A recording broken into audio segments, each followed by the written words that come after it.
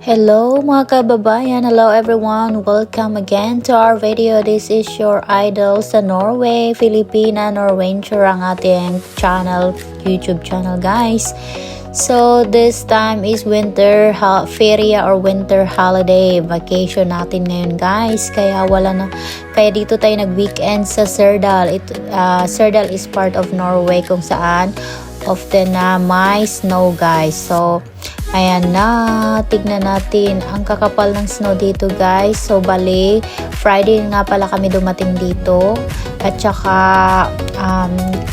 hanggang sa Sunday kami uuwi. So 2 nights, 2 days kami dito guys. So itry natin mag-ski guys dito dahil first time natin. So tingnan nyo naman ang kapaligiran. Ang kabundukan guys, napapalibutan na ng yelo. So meron nga tayong mga Filipino friends dito na kasama guys sa church. So ayan na, so kung dito na portion is nag-drive na tayo guys, ang sikip ng daan guys, very narrow. Tingnan nyo naman o kung ano ang nakikita nyo dyan guys. So it's negative, paggabi pala is ramdam mo pala ang lamig, and sa umaga negative 7 degrees Celsius, and paggabi aabot siya ng negative 10 to 15. So ang sarap ng pakiramdam pag natulog ka dahil ang relaxing, sobrang relaxing siya sa lungs mo guys. Mag-feel mo yung fresh air dito. So ayan na, dumating na nga pala tayo dito kung saan tayo mag-try na mag-ski. So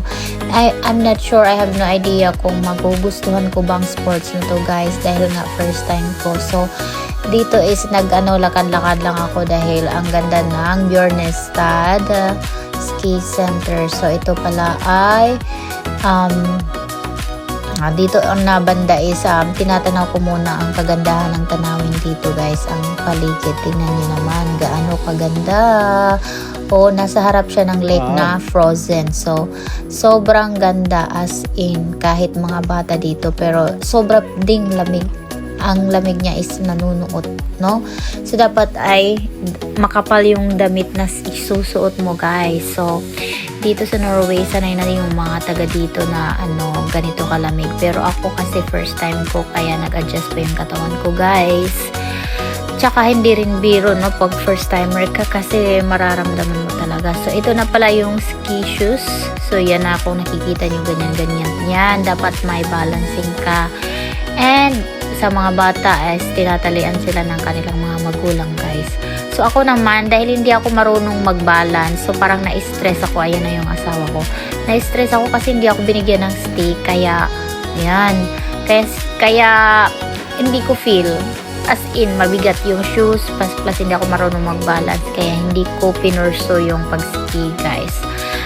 May mga bagay talaga na hindi para sa'yo, no? So hindi ko na push ang pag-ski. So ayan lang, picture, video. So too late na nabigyan ako ni Mr. ng stick. Try ko sana, pero parang bigat talaga yung shoes, as in I think hindi siya para sa akin. So ayan na, at least na try.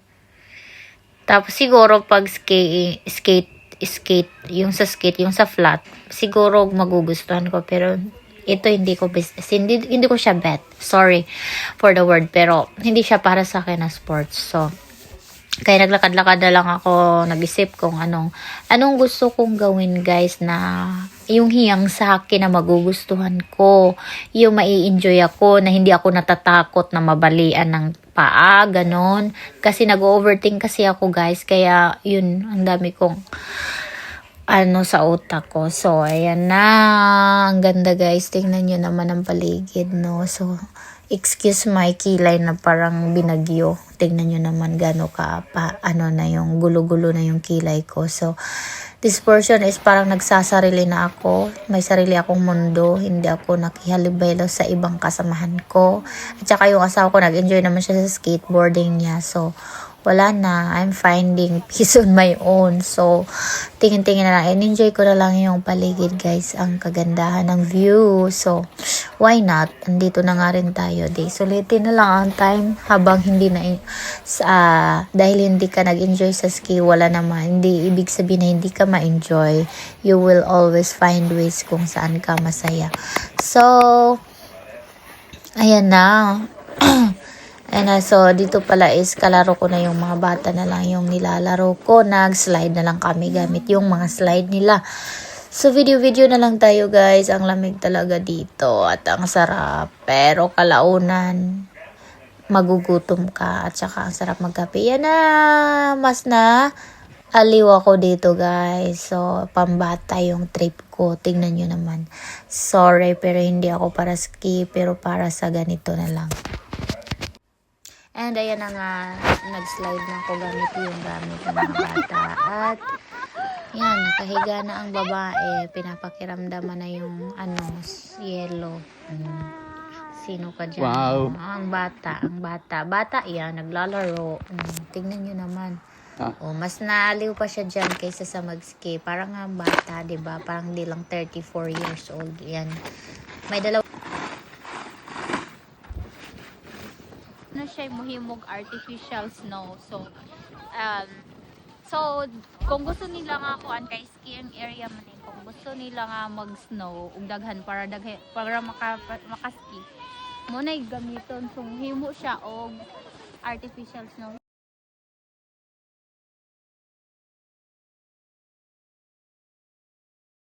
I don't stop yet, okay. And then have to follow me. And then mao dayon ni ang what is this about? This is the truck that preps the. It can take the snow, Okay. divide the snow out Okay. So this one, to make- this yeah. can shape. Mao daw ni mo shape. For example, para mag-balance ang snow, dili magbukid-bukid para pwede mo kiyon. Yang mo din siya ang lake. Di ba tsada kayo? Tingnan ni ang lake ang view niya. So nice.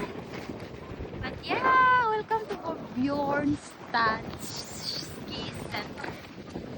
Bjørnestad. Bjørnestad. Bjornstad. Ja. Bjornstad. Bjornstad.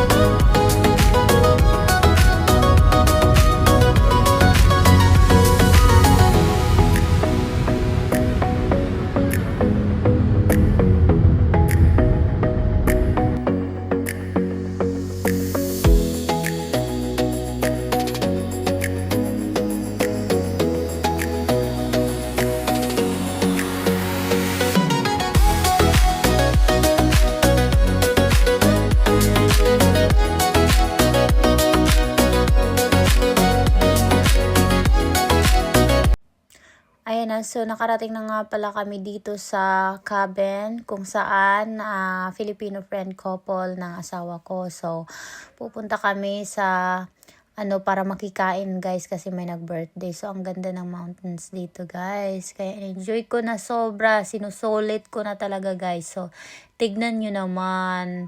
Dito lang pwede mag-park at nasa taas pa yung lalakarin na lang namin kasi hindi makakaakyat yung car doon kasi grabe yung yellow.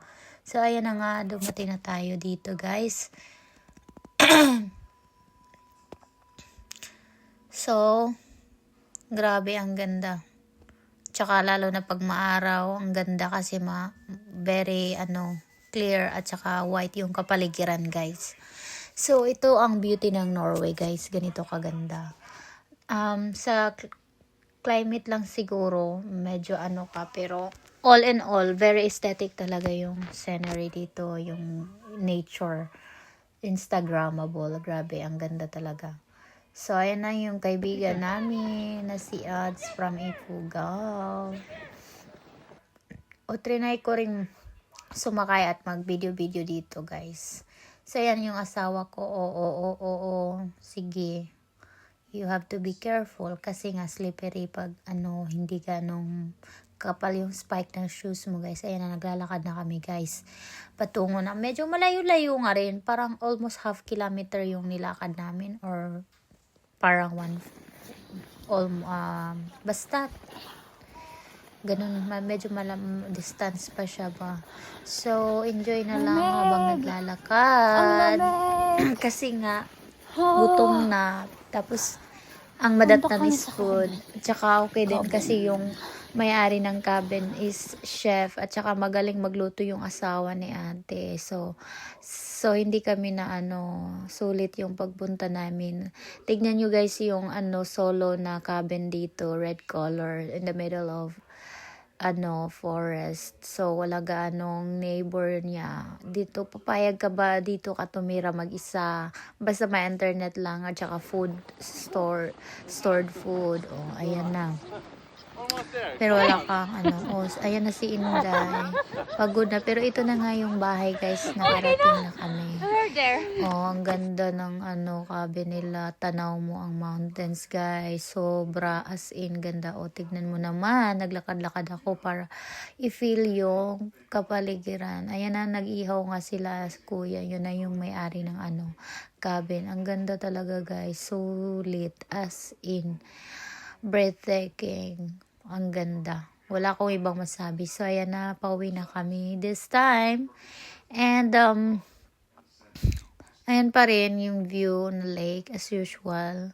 Hindi ako magsasawang tignan siya, guys. Ang ganda talaga. So, sana ikaw rin na nanonood kung saan ka mang sulok ng mundo or ng Pilipinas ay sana ma-experience mo rin kung gusto mo man ninanais mo ma-experience ang snow country na may snow. So sana nga ma-achieve mo rin yan someday, hopefully. So